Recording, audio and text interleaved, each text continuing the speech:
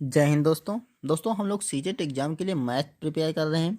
तो उसके अंतर्गत आज इस वीडियो में हम लोग डिस्कस करेंगे सीटेट का जो दिसंबर 2021 का पेपर हुआ था ऑनलाइन।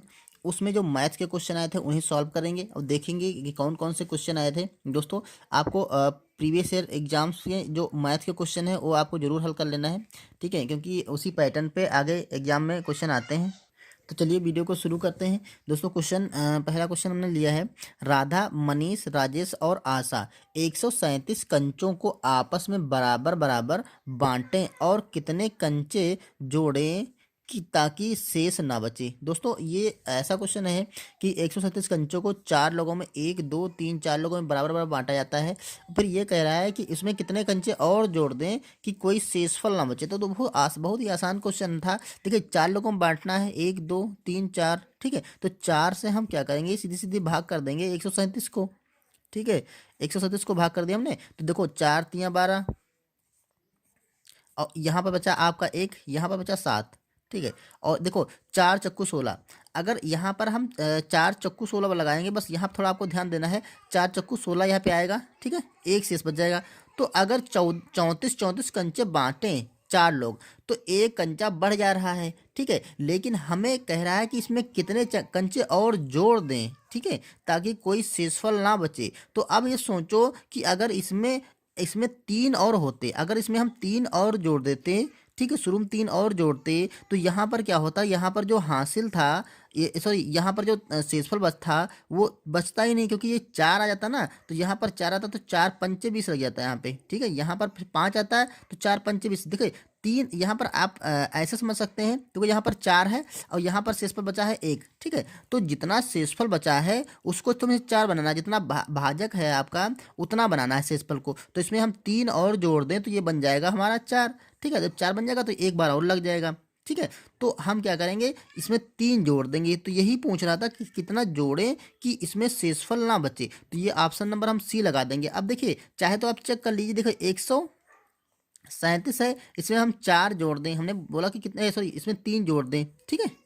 यहाँ पर तीन जोड़ रहे हैं ना, तो तीन जोड़ दें, तो देखो ये हो जाएगा आपका चार तीन सात, सात तो तीन 10, तो जीरो हो जाएगा। और यहाँ पर देखिए चार आ जाएगा, यहाँ पर एक। अब देखो इसको हम चार लोगों में बांट दे रहे हैं, तो चार में बांटेंगे तो चार तियाँ 12, यहाँ पे 12 हो जाएगा। बचेगा आपका दो, और यहाँ पर जीरो उठाएंगे तो चार पंचे 20, तो यहाँ पर देखिए 20 आ गया। यहाँ पर क्या हो गया, कुछ शेषफल नहीं बचा, ठीक है। तो 35 25 कंचे आएंगे और कोई शेषफल नहीं बचेगा। तो ये पूछा था क्या जोड़े, तो हम ऑप्शन नंबर इसमें सी जो है तीन लगा देंगे। ओके, उम्मीद है ये चीज़ क्लियर हो गई होगी। आइए अगला क्वेश्चन करते हैं। यहाँ पर देखिए क्वेश्चन दे रखा था, तीन क्रमागत प्राकृतिक संख्याओं का योगफल सदैव जिस संख्या से विभाजित होगा वह है। तीन क्रमागत कोई संख्याएं अगर हैं तो उनका योगफल किस संख्या से विभाजित होगा, तो वो संख्या पूछ रहा है। तो देखिए, आपको अगर तीन क्रमागत संख्या लेनी है तो जैसे सिंपली आप करते हैं, देखो वैसे तो आप कई सारी क्रमागत संख्याएं ले करके उनको भाग, इन सारी संख्याओं से चेक कर लेंगे कि किस संख्या से भाग होगी, ठीक है। तो आप वैसे भी आंसर निकाल सकते हैं। दूसरा, आपको इसको हम बेसिक तरीका बता रहे हैं ये कि देखिए, मान लेते हैं पहली संख्या है x, ठीक है। तो दूसरी क्रमागत संख्या क्या होगी, x में एक और जोड़ देंगे तो x प्लस 1 हो जाएगी। और तीसरी संख्या कौन सी होगी, x प्लस, इसमें दो, देखिए यहाँ पर 1 जोड़े हैं तो यहाँ पर x प्लस 2 कर देंगे, ठीक है। तो ये तीन क्रमागत संख्या होगी सब में। देखो, क्योंकि क्रमागत संख्या क्या होती है, जस्ट जैसे देखो ये हो गया तीन, ये हो गई चार, ये होगी पाँच, ये भी क्रमागत संख्या है। जैसे हम दूसरी ले लेते हैं, 8 9 और 10, ये तीन क्रमागत संख्या हो गई। 12 13 और 14, ये क्रमागत संख्या होगी। तो कोई भी संख्या ले लेंगे तो उसमें इसमें किसी में x का मान रख लीजिए, जैसे स्थान यहाँ पे 12 रखेंगे तो अगली संख्या 13 आएगी, अगली संख्या क्या आएगी, 14 आएगी। तो ये तीन क्रमागत संख्या है। अब देखो इनको कह रहा है इनके योगफल, इसका योगफल सदैव जिस संख्या से विभाजित होता है, तो इसका योगफल करेंगे। देखो x एक बार है, दो बार है और तीन बार है, तो यहाँ पर हो जाएगा, इसको जोड़ते हैं ना, तो ये एक दो तीन, तीन x हो गया, प्लस यहाँ पर ए दो और एक तीन हो गया। अब देखो यहाँ से हम तीन कॉमन ले लेंगे, तो तीन कॉमन लिए तो x प्लस 1 बचेगा, ठीक है। अब देखो यहाँ पर इसको हम किस संख्या से भाग कर सकते हैं, इसको अगर हम तीन से ही भाग करेंगे तो सदैव पूरी पूरी विभाजित हो जाएगी, ठीक है। अब बाकी किसी संख्या से अगर 5 से आप भाग करेंगे तब भी पूरी पूरी कटेगी नहीं, क्योंकि 5 यहाँ पे है ही नहीं। 3 से कटेगी, 2 से नहीं कटेगी, 7 से भी नहीं कटेगी। तो हमारा आंसर इसका हो जाएगा 3, क्योंकि 3 क्रमागत संख्याएं होती हैं, इसलिए वो 3 से ही विभाजित होगी। ठीक है, सदैव पूरा पूरा विभाजित हो जाएगी। अब आप देखिए कि कोई भी संख्या आप 3 ले लीजिए, ठीक है, और उसको 3 से भाग करेंगे तो पूरी पूरी कट जाएगी, बाकी भी कटेगी, लेकिन जरूरी नहीं कि सबसे कट जाएगी। जैसे हमने मान लेते यही संख्या ले लिया, 5 4 9 और 9 3 12, 12 आ गया, तो देखिए 12 ये आपका 3 से पूरा पूरा कट जाएगा, लेकिन 5 से नहीं कटेगा, 2 से कट जाएगा, ठीक है, 7 से नहीं कटेगा। ठीक, तो कुछ संख्याओं से सारी संख्या कटेंगी, कुछ संख्याओं से नहीं कटेंगी, लेकिन 3 से सारी संख्याएं कट जाएंगी जो कि क्रमागत होंगी और 3 संख्याएं होंगी। ठीक है, तो ये चीज़ क्लियर हो गई होगी। अब आइए अगला क्वेश्चन करते हैं। यहाँ पे अगला क्वेश्चन है, यदि 6 अंकों की संख्या 24, 6 और 8, 7, 8 और x, यहाँ पर x दे रखा है, 11 से विभाजित हो, और 5 अंकों की संख्या 36, 7, 1 और y दे रखा है, कॉमा ये 9 से विभाजित हो, तो x plus y upon x minus y का मान क्या होगा, इसका मान निकालना है। तो दोस्तों यहाँ पर देखिए x और y हमें चाहिए, तो x y कहाँ से मिलेंगे, यहाँ से मिलेंगे। यहाँ देखिए इस संख्या के लास्ट का जो अंक है वो x है, और इस संख्या के लास्ट का अंक y है, तो यहाँ से हमें x वैल्यू निकालना है। अब ये अंक कौन से होंगे, देखिए हमें क्लू ये दे रखा है कि ये 11 से विभाजित होती है और ये 9 से विभाजित होती है। तो हम बताएं, एक नियम होता है, देखो ये 24, 678 और ये दे रखा है x। अगर कोई संख्या दोस्तों 11 से विभाजित है, ठीक है, अगर 11 से विभाजित है तो उसके जो सम स्थान पे अंक होते हैं और विषम स्थान पे अंक होते हैं, उनका डिफरेंस सदैव 0 होता है, या कहें दोनों बराबर होते हैं। जैसे देखो यहाँ पर है, एक नंबर पे 2 है, दूसरे नंबर छोड़ के तीसरे नंबर पे 6 है, और चौथे नंबर पे छोड़ के पांचवें नंबर पे है आपका 8। तो 1, 3 और 5 नंबर मतलब विषम स्थानों के जो अंक हैं उनका योगफल करो, तो उनका योगफल हो जाएगा 8, 6, 14, 15, 16, ये हो जाएगा इनका योगफल। देखिए इनका योगफल हो जाएगा 16। क्लियर। अब हम करते हैं जो समस्थान के अंक हैं, यहाँ पर देखो जो देखो इनका अगर योगफल 16 है, तो जो ये स्थान बचे हैं 2 वाला, ठीक है, और 4 वाला और 6 वाला, इनके जो अंक होंगे उनका योगफल भी 16 के बराबर होगा। तो हम इसी से निकाल लेंगे कि जो यहाँ पे कौन सी संख्या आएगी। तो इनको जो देखो यहाँ पे 4 है और 7 है, तो 7 और 4 11 होगा। तो अब सोचो यहाँ पर 16 है, तो ये क्योंकि विभाजित है तो यहाँ पर 16 है, तो इनके ये जो अंक हैं 4, 7 और x, इनका योगफल भी कितना होना चाहिए, इनका योगफल भी 16 होना चाहिए, तब तो ये विभाजित होगी। अब योगफल 16 नहीं आएगा तो हम क्या करेंगे, उनको उसमें जो कम रह जाएगा वही x हो जाएगा। तो यहाँ पे देखिए 7 है और यहाँ पे 4, 7 4 11 है, ठीक है, और 11 इसमें से घटा देंगे तो आपका बचेगा कितना, सॉरी 11 यहाँ पे घटाएंगे तो 5 बचेगा। तो इसका मतलब हमारा यहाँ पे होना चाहिए 5। अगर 5 हो तो 5 7 12, 12 4 16, यहाँ पर भी 16 और यहाँ पर भी 16 आ जाएगा। तो ये संख्या 11 से विभाजित होगी। तो कंडीशन 11 से विभाजित होने की वही पूर्ण हो रही है कि अगर x की जगह यहाँ पे क्या होगा, 5 होगा। अतः x का मान यहाँ पे क्या होना चाहिए, 5 होना चाहिए। ठीक है, अब देख लेते हैं जो दूसरी वाली कंडीशन है। यहाँ देखा 36, 707, 1 और यहाँ पर y दे रखा है। दोस्तों अब बताएं, ये संख्या 9 से विभाजित है, तो अगर 9 से विभाज्य है, अगर 9 से संख्या विभाज्य है तो उसके जो अंक हैं उनका योगफल तीनों से विभाजित होगा। ये कंडीशन होती है 9 या 3 से कटने की कंडीशन यही होती है कि अगर जो संख्या है उसके अंकों का योगफल 9 से विभाजित होना चाहिए और 3 से विभाजित होना चाहिए। तो देखिए यहाँ पर दे रखा है 6 और 3 9 और 9 7 16, 16 1 17। तो देखो यहाँ पर अंकों का योगफल 16 1 17 है, ठीक है, 7 1 8, 8 6 14, 14 3 17 है, और यहाँ पर दे रखा है y। तो यहाँ पर ऐसी कौन सी संख्या हो कि इनको जोड़ने पर वो 9 से विभाजित हो जाए। तो आप सोचो 17 है तो 9 की 9, 9 दूना 18, 18 9 से कट जा रही ना, तो यहाँ पर हम एक अगर जोड़ दें इसमें, ठीक है, तो ये भी कितना हो जाएगा, ये 18 हो जाएगा और 9 से पूरा पूरा कैंसिल हो जाएगा।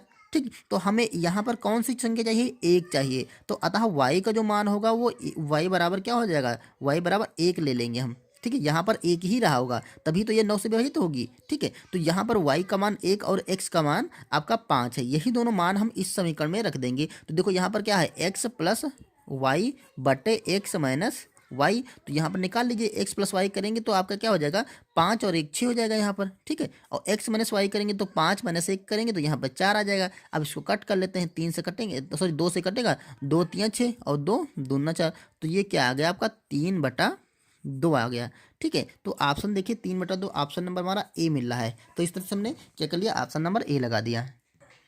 आइए अगला क्वेश्चन देखते हैं। क्वेश्चन आया था एक चतुर्भुज के विकर्ण एक दूसरे को 90 अंश या समकोण पर काटते हैं, यह चतुर्भुज नहीं हो सकता है। बोल रहा है या कौन सा चतुर्भुज नहीं हो सकता है। देखिए सारे चतुर्भुज यहाँ पे वर्ग दे रखा, आयत दे रखा, सम चतुर्भुज दे रखा और पतंग देखिए, पतंग भी एक चतुर्भुज होता है, ठीक है। तो हमें एक एक को चेक करना कि किसके जो विकर्ण होते हैं वो 90 अंश या समकोण पे नहीं काटते हैं। तो आइए देखते हैं। देखिए वर्ग है तो वर्ग ऐसे होता है जिसकी चारों भुजाएं क्या होती हैं, बराबर होती हैं, तो इसे बना लेते हैं। इसके दोस्तों जब भी विकर्ण आप, ये वाले विकर्ण हो गए, ठीक है, ये दोनों विकर्ण इसके हैं, ये दोनों विकर्ण जब भी आप खींचेंगे तो सदैव ये 90 अंश का कोण बनाएंगे, ठीक है। ये 90 अंश पे काटते हैं, ये इसकी कंडीशन भी होती है। तो ये 90 अंश पे काटते हैं, तो ये तो हमारा आंसर नहीं हो सकता क्योंकि उसने कहा है जिसके कोण 90 अंश पे नहीं काटते वो नहीं हो सकता है, ठीक। तो ये तो हो गया, ठीक है। दूसरा देखो आयत, कभी भी आप आयत बनाएंगे, आयत की क्या होती है, लंबाई ज़्यादा होती है चौड़ाई कम होती है। तो आयत बनाएंगे और उसके विकर्णों को आप ऐसे मिलाएंगे तो देखिए विकर्ण कभी भी 90 अंश पे नहीं काटेंगे, क्योंकि अगर 90 अंश पे काटेंगे तो आयत नहीं बल्कि वो वर्ग हो जाएगा। ये देखिए ये कोण ज़्यादा है ना 90 अंश से, ये कोण कम होंगे, तो सदैव आयत के ये दोनों कोण होंगे ये कम होंगे और ये दोनों कोण क्या होंगे, ज़्यादा होंगे। क्योंकि अगर ये दोनों ये वाले कोण इसके कोण के बराबर हो जाएंगे तो 90 अंश के हो जाएंगे, और जैसे ही 90 अंश के होंगे ये वर्ग बन जाएगा। तो यही हमारा आंसर इस क्वेश्चन का है कि वो नहीं हो सकता है, तो आयत ही नहीं हो सकता, और आंसर तो हमारा यही है, ठीक है। आइए अगले भी चेक कर लेते हैं। जो समचतुर्भुज होता है वो कुछ इस टाइप से होता है, ऐसे सारी भुजाएं उसकी समान होती हैं ऐसे करके, ठीक है। इसके जब भी आप विकर्ण काटेंगे तो वो भी आपके 90 अंश पे ही कटेंगे। देखिए ये 90 अंश का कोण बन गया, ठीक है। तो इसके भी विकर्ण अगर एक्यूरेट बनाएंगे तो बिल्कुल पूरा पूरा 90 अंश पे कटेगा। तो ये भी हमारा क्वेश्चन आंसर नहीं हो सकता है, ये तो 90 अंश पे कट जा रहा है ना, कोई नहीं कटने की बात कर रहा है। पतंग हमने देखा होगा कुछ इस टाइप से होती है, ऐसे टाइप से बनी होती है पतंग, ठीक है। तो पतंग के जो कोण बनाएंगे वो एक समचतुर्भुज टाइप का बनेगा, ठीक है। और ये 90 अंश पे ही कटते हैं, ये वाला कोण, ये विकर्ण जो बनाएंगे 90 अंश पे कोण करते हैं। तो ये भी हमारा आंसर इसका आयत हो जाएगा, ओके। अगर दोस्तों आयत की आकृति आपको अच्छे से क्लियर थी तो आप इसको देखते ही आंसर लगा देंगे कि आयत के जो विकर्ण होंगे वो 90 अंश पे नहीं काटेंगे। अब यहाँ पर देखिए क्वेश्चन आया था यदि एक वर्ग की भुजा 2 गुना कर दिया जाए तो इसका क्षेत्रफल हो जाएगा, मतलब इसका क्षेत्रफल का हो जाएगा 2 गुना हो जाएगा, 3 गुना हो जाएगा, 4 गुना हो जाएगा, आधा हो जाएगा। तो एक वर्ग की भुजा का 2 गुना करते हैं, तो पहले इसका क्षेत्रफल जो है वो देख लेते हैं। अगर कोई वर्ग है, देखिए अगर वर्ग है तो उसका जो क्षेत्रफल होता है वो होता है भुजा स्क्वायर, या इसी को लिखते हैं हम भुजा गुणे भुजा, ये आपको याद होगा फॉर्मूला, ठीक। अब देखो कह रहा है उसकी भुजा को 2 गुना कर दिया जाए, तो देखो जब भुजा को 2 गुना नहीं किया गया तो भुजा मान लेते हैं वर्ग की जो भुजा है वो ए है, तो इसका इस क्षेत्रफल क्या हो जाएगा, ए स्क्वायर हो जाएगा, क्षेत्रफल ए स्क्वायर हो जाएगा। जब भुजा हमने ए मानी तो ए का स्क्वायर करेंगे तो हमारा क्षेत्रफल ये निकलेगा। लेकिन कह रहा है जब इसका भुजा को 2 गुना कर दिया, अब भुजा को हम 2 गुना करके देखते हैं, तो जब भुजा को ए की जगह क्या रखेंगे, 2a रखेंगे, 2 गुना हमने कर दिया ना, तो क्षेत्रफल देखते हैं क्षेत्रफल क्या निकलेगा। देखो क्षेत्रफल क्या होता है, भुजा स्क्वायर होता है, ठीक है। तो भुजा हम रखेंगे अब 2a, तो यहाँ पर रखेंगे 2 और a का स्क्वायर करेंगे तो ये हमारा हो जाएगा 2 दूना 4 और a स्क्वायर। तो देखो यहाँ पर था a और यहाँ पर हो गया ए स्क्वायर, हटा दें तो 4 हो गया, तो यहाँ पर कितना गुना हो गया, 4 गुना हो गया। यहाँ दिख रहा है साफ साफ कि 4 गुना ए का क्या हो गया, ए स्क्वायर का, यहाँ पर ए स्क्वायर था, यहाँ पर इसका 4 गुना, 4 से गुणा है ना, तो 4 गुना हो गया। तो ऑप्शन देखिए हम सी लगा देंगे, 4 गुना हो जाएगा, ओके। यहाँ पर देखिए क्वेश्चन आया था दिए गए अनुक्रम में लुप्त संख्या कौन सी होगी, सॉरी हाँ, यहाँ पर लुप्त संख्या पता करनी है। तो देखो अनुक्रम क्या चल रहा है, एक, देखो यहाँ पर 0 था, फिर 1 आया, फिर 1, फिर 2, फिर 3, फिर 5, फिर 8, फिर 13, फिर यहाँ पर संख्या लुप्त है, यहाँ 34 आया, यहाँ पर संख्या 55 आई, यहाँ पर संख्या लुप्त है। तो आप ध्यान से देखिए क्या पैटर्न चल रहा है। यहाँ पर देखो 0 था, वहाँ पर 1 आ गया, तो यहाँ पर क्या जुड़ा, यहाँ पर उन्होंने 0 से 1 कर दिया, ठीक है। तो यहाँ तो 2 अंक लेकर के चल रहे हैं, 2 अंक लेकर 0 से 1 हुआ। अब देखो 1 के बाद यहाँ पर 1 हुआ, तो क्या किया गया है, इन दोनों अंकों को जोड़ लिया गया है। 1 में 0 जोड़ेंगे तो आपका 1 हो गया, ठीक है। अब इसके बाद क्या किया, यहाँ पर इन दोनों संख्याओं को जोड़ लिया गया। जो पिछली दोनों संख्याएं हैं देखिए जोड़ता चला जा रहा है, इन दोनों संख्याओं को जोड़ेंगे तो क्या आ गया, 3 आ गया। अब इन दोनों संख्याओं को जोड़ेंगे तो 2 और 1 3 आ गया। यहाँ पर देखिए 1 जोड़ेंगे तो 2 आ जाएगा, फिर 2 और 1 जोड़ेंगे तो 3 आ गया।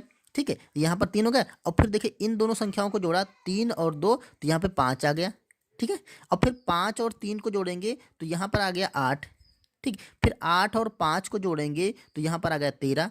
अब यहाँ पर 13 और 5, 13 और 8 को जोड़ेंगे तो 8 13 कितना हो जाएगा, 8 और 3 11 यानी कि 21। तो यहाँ पर क्या आएगा, यहाँ पर जो संख्या आ गई हमारी 21 आ गई। ठीक है, और उसके बाद देखिए 21 में 34 जोड़ेंगे तो हमारा 55 हो जाएगा। देखिए 4 और 1 5 और 3 और 2 5, यहाँ पे 55 हो गया। तो अब क्या होगा, ये दोनों जुड़े, अब इन दोनों को जोड़ेंगे तो वो संख्या यहाँ पे आ जाएगी। तो 5 और 4 क्या हो जाएगा, यहाँ पर 9 हो जाएगा। ठीक है, और 5 3 8 हो जाएगा। तो यहाँ पर 89 हो जाएगा। तो यही हमारी दोनों संख्या लुप्त पता करनी थी, तो ये दोनों संख्या लुप्त पता हो गई। तो देखिए ऑप्शन नंबर हमारा 21 और 89 ये वाला हो जाएगा डी। ठीक है, तो दोस्तों ये थे कुछ क्वेश्चन जो कि सीटेट के दिसंबर 2021 के 21 से हमने लिए थे। ठीक है, इसके जो नेक्स्ट क्वेश्चन है अगले वीडियो में करेंगे। अगर दोस्तों वीडियो पसंद आया हो तो आप इसे लाइक कर दीजिएगा, चैनल पर नए तो सब्सक्राइब कर लीजिएगा। ठीक है, और अगर आपको हमारे पुराने वीडियो देखना है तो प्लेलिस्ट में जाइए, वहाँ पर सीटेट 2022 के नाम से एक लिस्ट मिलेगी, आप उस पर क्लिक करके हमारे पुराने वीडियो देख सकते हैं, जिसमें हमने प्रीवियस ईयर एग्जाम्स के सीटेट के जो क्वेश्चन हुए हैं, ठीक है, मैथ्स के, उन्हें कराए हैं। ठीक है, तो चलिए मिलते हैं नेक्स्ट पेपर में अगले वीडियो में, तब तक के थैंक यू।